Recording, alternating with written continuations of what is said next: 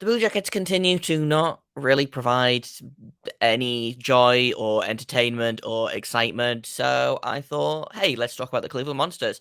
We've got friend of the show and frequent guest Deana Weinheimer here to talk all things AHL. We're talking David Jiricek, we're talking Trey Wolansky, we are talking unsung heroes of the Cleveland Monsters. All of that and more on today's Locked on Blue Jackets. Locked on Blue Jackets, your daily podcast on the Columbus Blue Jackets, part of the Locked On Podcast Network. Your team every day.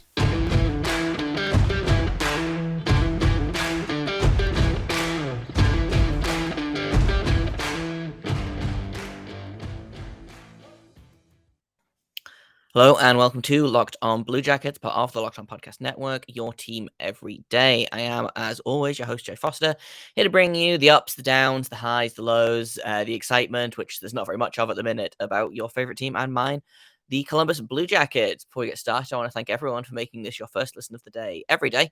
Locked on Blue Jackets is free and available on all podcast platforms and also over on YouTube. So if you haven't subscribed over there, then please feel free to do so. I promise it is more fun than watching the Blue Jackets play hockey. And on that note, we're not talking about the Blue Jackets today.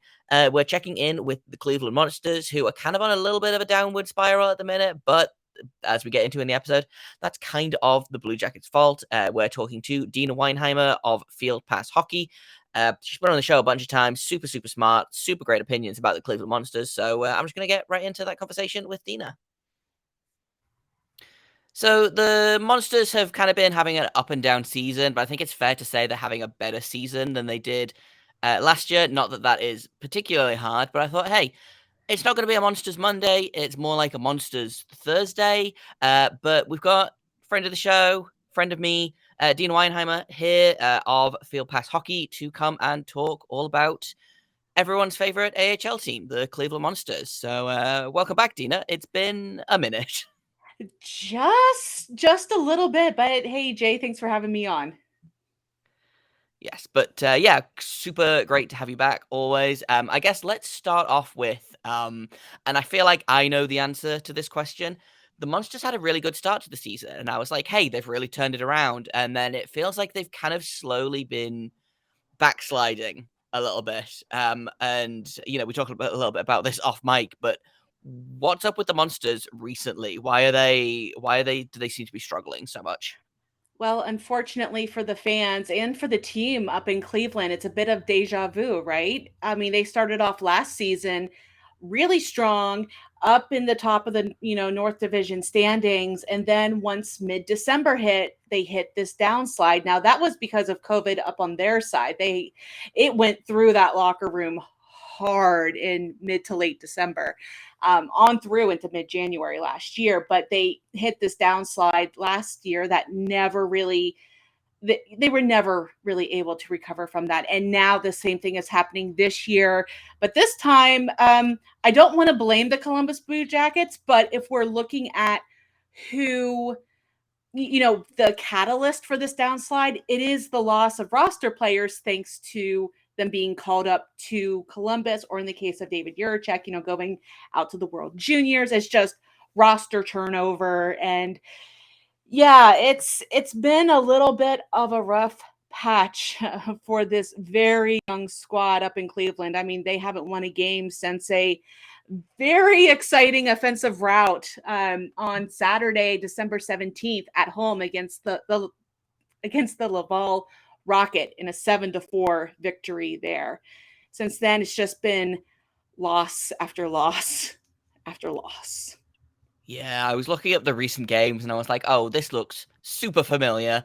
As you know, Yeah. with Monsters Musings last year, obviously I covered the Monsters a lot closer. But yeah, it has just been kind of a weird knock-on effect of the Blue Jackets have had, anywhere between 2 and 5 of the regular defensemen out of the lineup.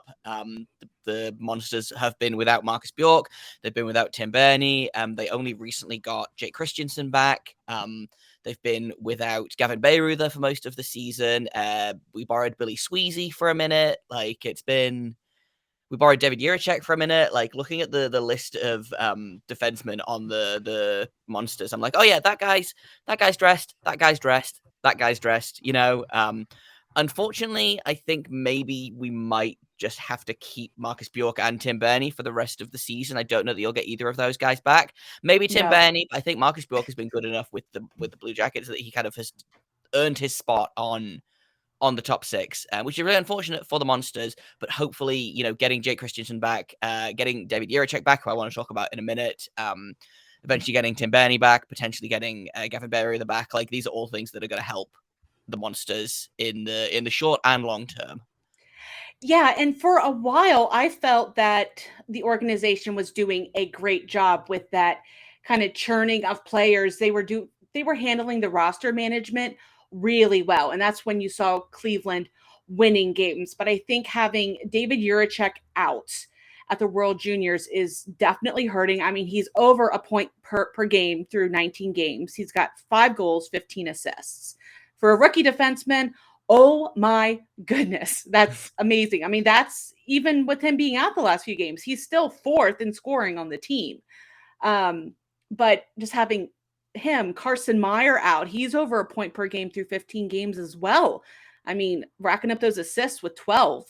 And then of course there's been some injuries and things with the Monsters. I mean, their captain's been out for quite a bit now. And I haven't heard any updates as to when Dylan Simpson's going to be coming back. It's just been very, very difficult for them, especially on and the like we haven't defensive even side. touched on the forwards either. Like you said, Carson Meyer's been up with the Blue Jackets. We've borrowed Kirill Marchenko, who I suspect might be here to stay. They've borrowed Emil Bemstrom's kind of been up and down. He's currently leading the team, along with Yes. Trey Wolansky, who I want to talk about in a second. But I want to talk about David Jiricek because he's a guy that ever since we drafted him, even before that, honestly, I was like, this guy is NHL ready.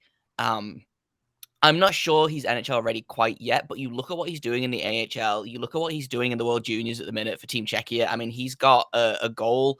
We're recording this as of the quarterfinal against Switzerland. The last time I checked, the Czechs were up 5-1 against Switzerland, and he already had a goal and an assist, I believe, in this game. He's doing really great things, and like you said, as a rookie and as a 19-year-old in this league, like he's unbelievable. And it makes me really excited for the future. He's currently 12th in rookie scoring, second among defensemen. The only rookie defenseman that has more points than him is Jeremy Poirier from the Calgary Wranglers, who has 21 points in 29 games. Jiricek has 20 in 19. But I want to get a little bit more of almost the eye test, I guess, on Jiricek. I haven't been able to watch as many Monsters games as I would like. I liked what I saw in Columbus. I've liked what I've seen from the World Juniors. What have you seen just watching Jiricek play this season for the AHL? I mean, the eye test is holding up with that stat. It's like, come on, 20.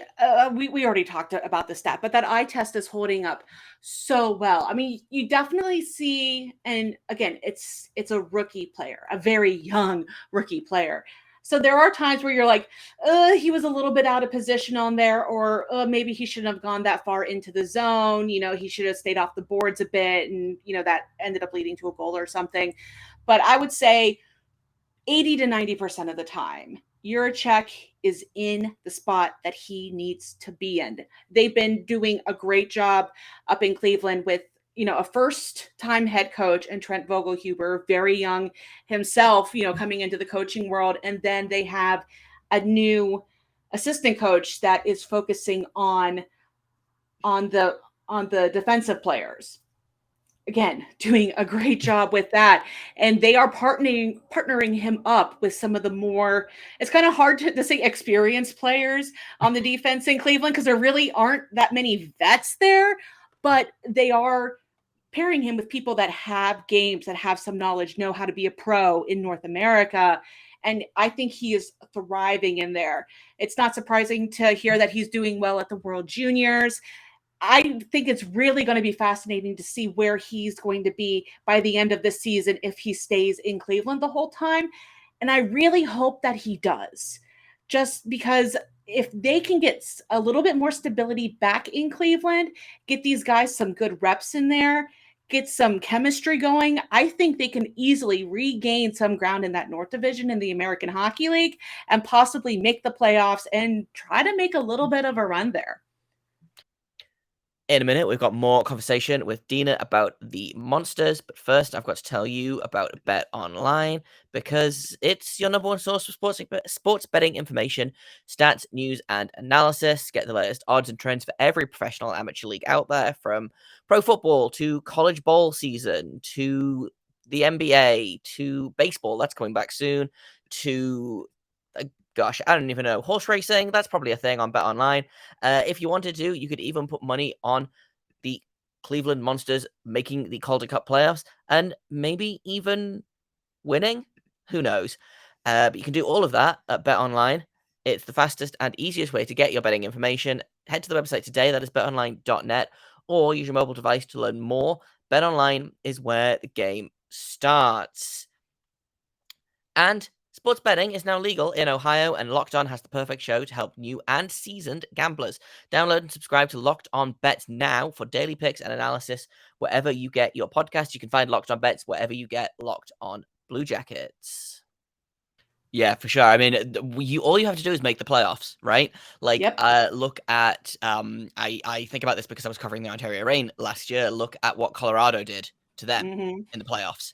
You know, everyone was like, man, the Reign are unbeatable. Maybe the Wolves can beat them. Maybe the Stockton Heat at the time, now the Calgary Wranglers can beat them. And then Colorado just turned up and were like, actually, we're going to win 7-2 in our first game. And then after that, the Reign didn't really get a look in, you know, so you just need the team to get hot at the right time, and you just have to make the playoffs. I've kind of been up and down, if you'll excuse the pun, on whether Jiricek should be sent up to the Blue Jackets. I think I'm kind of siding on the side of let him stay in the AHL, let him develop, let him be like the guy on that blue line. The season is lost for the Blue Jackets. Would I like to see him get some NHL reps in meaningless games? Sure, but I think he's a player that I think could benefit from an AHL rep or an AHL season in a way that I don't necessarily think, for example, Kent Johnson can. Kent Johnson having a great rookie season for the Blue Jackets. There was a lot of chatter about should he spend a season in the Monsters to develop? And apparently the answer is no. He is just going to continue to succeed, whatever the Blue Jackets do. David Jiricek, I feel like, might be a little bit, not necessarily of a longer project, but he feels like a guy that there are some things that I'd like him to work on that he can do just as easily in the AHL playing, you know, and I know the AHL doesn't give us ice time stats, which is really annoying, but I would guess he's playing upwards of 20 to 22 minutes a night. Easy. He's, you know, I'd rather see him do that than play 12 minutes a night in Columbus. So it's, well, it sucks to not get to watch David Jiricek kind of night in, night out. Like, he's doing great in the AHL, and he makes me more excited for the future every time I watch him. Agreed. I mean, and kind of going back to the playoff thing, the AHL is still working under expanded playoff rules. So in the North Division, it's a 7-team division. The top 5 get in. The Monsters are 1 point out of a guaranteed playoff spot. But if they want to get themselves a little bit of breathing room, I mean, they have 27 points right now. The 4th place team, which is the Syracuse Crunch, they're only 3 points out of that. They're only 6 points out of 3rd place, which is the team that ran away with it last year with the Utica Comets. So this is still very much attainable. They need a little help from Columbus is all I'm saying. Yeah, and I will say the Columbus is getting healthier. They got Adam Boquist back a couple of games ago, so, you know, knock on wood, he manages to stay healthy. Nick Blankenberg is on his way back, so, you know, it's looking like Cleveland is going to get a little bit of help soon enough. Obviously, with Wolansky and being out for the season, that's the Monsters are going to be playing without at least one of their top 6 defensemen, probably for the rest of the season, maybe 2. But getting, even if you guys just get like Tim Burney back, like that's gonna help a ton. Obviously, Jiricek will be back. I believe January 5th is when the World Juniors end, so expect him back this weekend, maybe next weekend. But I want to, before we spend the entire episode talking about David Jiricek, because I really could do that, Easily. I want to check in with everyone's favorite Cleveland Monster. Trey Wolansky is back, baby. He's got 31 points in 23 games after missing a ton of time. Not last season, but the season before that and the season before that.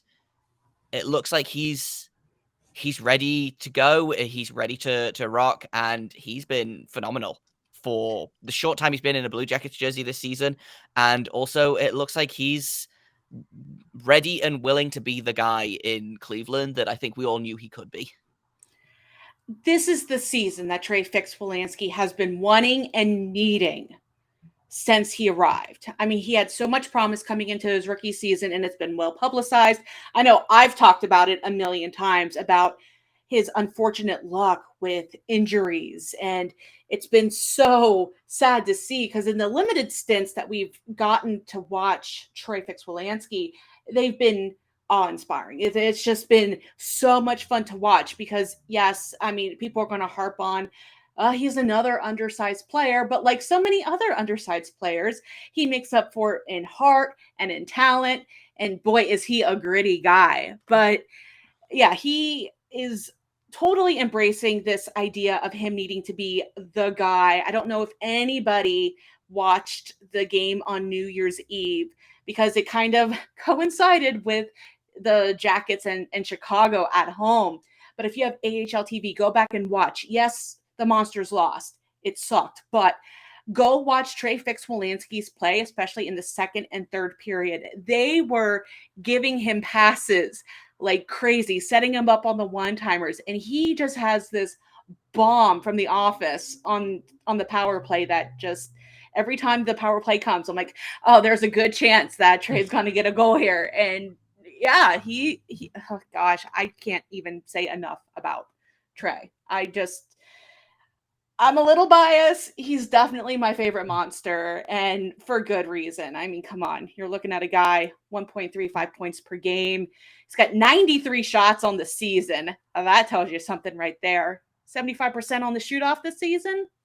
14 goals, 17 assists, +6. Yeah, he's definitely a help, and he is making a statement.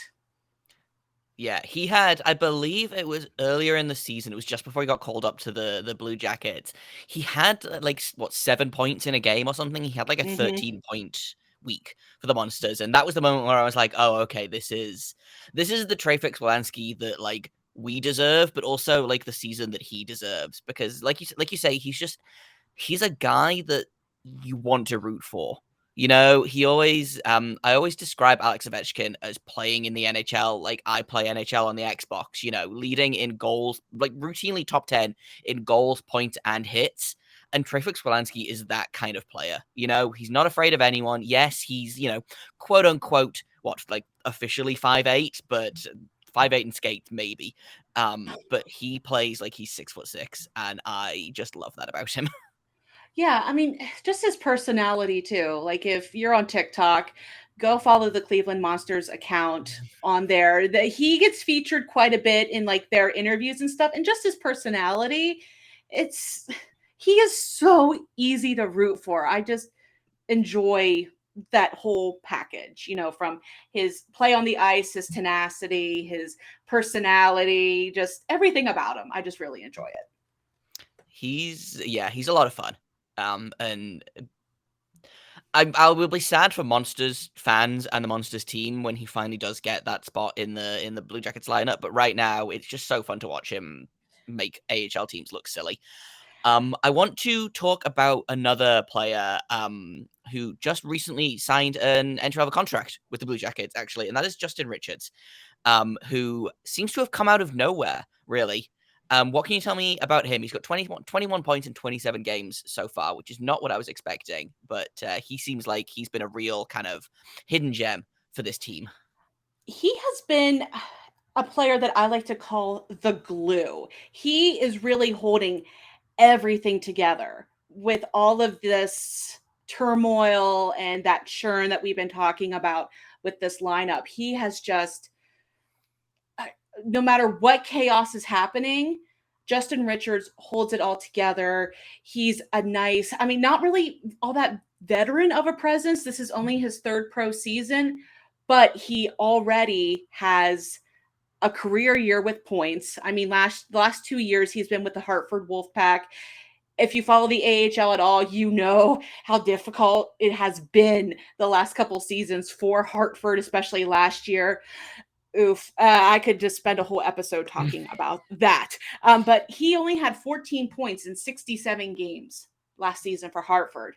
This season, he's 21 in 27. Just a real.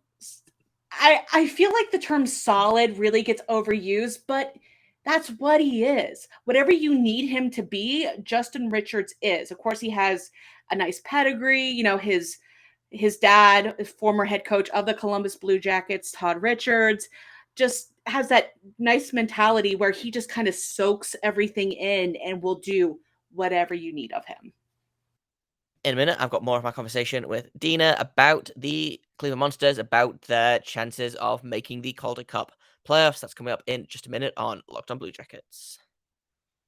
Yeah, for sure. So he's a guy that I'm not expecting with the Blue Jackets anytime soon, but he's definitely a good piece to kind of have in your back pocket for, if the unthinkable happens and the Blue Jackets get yet more injuries. And it's a really cool story as well. Former AAA Blue Jacket, one of he'll be the third AAA Blue Jacket to play for the Blue Jackets, I believe, which is always fun. I love my Ohio-born Blue Jackets.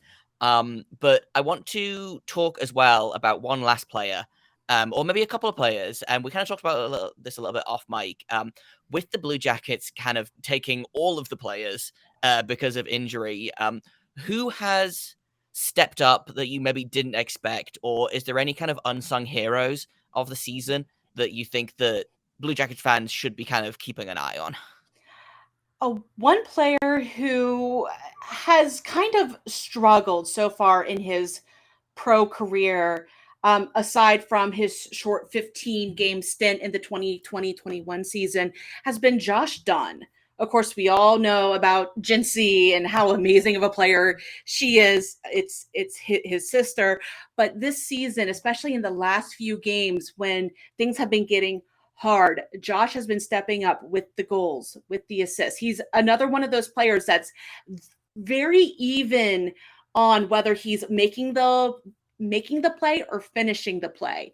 He's also a guy that Blue Jackets fans, I think, love, that real heart and soul player that's not afraid to scrap it up a little bit, stand up for his teammates. He's that full type of center. He reminds me of a younger Boone Jenner in the way that he handles himself on the ice and on the game. He just needs to get more reps under him, I think. Get a little bit more coaching. Again, God, it would help them so much if they could just get some stability in there. But here lately, again, Josh Dunn has really started to step it up and get his game put together. Yeah, for sure. He's a guy that I have kind of been quietly rooting for, I think. He's had a cup of coffee in the NHL this season. He played 3 games for the Blue Jackets, when they were trying to get just literally anyone to rotate in on that fourth line. But he's a guy signed undrafted free agent out of college. Believe he wore the C for Traverse City this year. And like you said, yeah, he does remind me a lot of Boone Jenner, which I hadn't thought about until you said it. And I'm like, oh no, yeah, that's the kind of player he is. And there are definitely worse players to be compared to than a guy like Boone Jenner. Yeah, he is a good player. Again, a nice right now depth option. If nothing else, you know that some of your more skill focused players are going to be protected. Yes, for sure. Let's finish up with just a little bit of future talk, I guess. We've talked a little bit about how easy, how the playoffs are in reach for the Monsters. They're currently a point back of the Laval Rocket in 5th place. They have 3 games in hand on Laval. Do you think the Monsters are making the playoffs? There is a chance. I can't say yes for sure because the North Division is difficult. Like we talked about how close they are. Anything can happen. But what's really going to help them out right now are these next 3 games. It's going to be, as we're recording this, the first one's going to be in 2 days. It's going to be on January 4th. This is a long road trip, so that's going to put a little bit of pressure on them, but it's against the Grand Rapids Griffins. Yes, we know the Monsters have struggled against Grand Rapids in the past. So you might be thinking, Dino, what the heck are you talking about? But Grand Rapids is on the struggle bus this season. They just can't seem to get anything going. They are currently last place in the Central Division, only have a 397 points percentage. Out of 29 games, they've won 11. So, yeah, it's a little bit difficult. They've lost 17, again, only 23 points, which again is only 4 back of Cleveland. But if Cleveland's going to finally get some games in hand or some games won against Grand Rapids, I think this is the season that it can happen. So they have that game. And then they have a 2-game stint in Rosemont, Illinois against the Chicago Wolves. Again, you might be thinking they won the Calder Cup last season. What are you talking about? They got hit by the victory bus big time. Or I guess I should say they're struggling from victory. It comes at a price, and a lot of those players are no longer on the team. They are either with the Carolina Hurricanes, their parent club, or they jump ship somewhere else. Like their leading scorer from last year, Andrew Podorowski, is now in the Seattle Kraken system. Their top goaltender, Pyotr Kochetkov, up in Carolina. Again, struggling. They are 6th in the Central Division. Cleveland has had a little bit of luck against Chicago in the past. If the Stars line up right, those are huge 6 points that Cleveland could rack up by the end of the weekend. So that's a Wednesday, Friday, Saturday game. And then they're back in the North Division where it's going to get a little, I don't know. Anything could happen, but it is possible if, like I said, if the Stars line up and they get just a little bit of luck. And yeah, if I could just say one thing to fans, if you're in Columbus, head on up to Cleveland, cheer these guys on, especially at the beginning of March, the outdoor game happening up there against the Wilkes-Barre Scranton Penguins. Buy some tickets, go have a good time out in Cleveland. Outdoor game, come on. You guys have been rooting for it for Columbus. Let's show that support for Cleveland a little bit. Yeah, for sure. I've been, so, listeners know I'm out on the West Coast at the minute. We've been taking some AHL hockey. It's just so much fun. Like, AHL hockey, Brad, it is a good, you will never go to a bad AHL game. All of the games I've been to have been super fun. And yeah, it's always fun to support the prospects because then when they make the big team, you get to be like, oh, hey, I saw him play when he was 18 in the AHL, So support the Monsters. They're only like, what, an hour and a half, 2 hours up the highway? It's a little over 2 hours from where I am in Hilliard on the west side of Columbus. So, but it's not a bad drive. Go up 71, stop by Grandpa's Cheese Barn, pick you up some fudge, go enjoy. See, there you go. Check out the Monsters. And if people want to check out your work on the Monsters or your work on the AHL in general, where can people find you and your stuff? So I'm on Twitter at FPHAHL. I'm also the managing editor at Field Pass Hockey. So you can check out my coverage of the American Hockey League. And along with all my other fellow writers that do an amazing job at fieldpasshockey.com. I also moderate the Holy Grail podcast that covers the American Hockey League, drops every Thursday. And that is Grail, GRAHL, and stay tuned. We're going to have a team up in Laval for the AHL All-Star Game coming up in early February. So stay tuned for that as well. Yeah, for sure. Can't say enough good things about FPH. I really enjoyed my time working there. So make sure you check out Deana's stuff. Make sure you check out the rest of the stuff on Field Pass Hockey. It's like watching AHL hockey. It is a good time reading the things that people who cover them write. And Deana, thanks for stopping by. I know it's not a Monsters Monday. This episode is going to be going up probably on Thursday, but I appreciate you giving up some of your time, and we'll have to do this later on in the season, hopefully talking about the playoff berth that the Monsters have clinched. That would be awesome. I'm going to try to, it's a new year. Let's try to manifest this. And that's kind of all I've got for you today. Tomorrow, we're going to break down yesterday's terrible, horrible, no good, very bad game against the Ottawa Senators. We're going to look ahead to tomorrow night's game against the Washington Capitals, which might be better than the game against the Senators, but I'm not expecting anything at this point. But we'll talk about all of that and more on tomorrow's episode. I've been Jay Foster. You can find me on Twitter at _Jacob Foster, JAKOB FORSTER. You can find the podcast at LO_Blue Jackets. If you have comments, questions, criticisms, you can email me at lockdownbluejackets@gmail.com. And thank you once again for making this your first listen of the day every day. Locked on Blue Jackets continues to be free and available on all podcast platforms. You can find us on YouTube. You can find us on Apple, Spotify, Stitcher, Podbean, Odyssey. Wherever you go to find a podcast, you can find Locked on Blue Jackets there. And whether we are your first listen of the day, your second, or even your last listen of the day, I super appreciate it. And until tomorrow, make sure you stay locked on.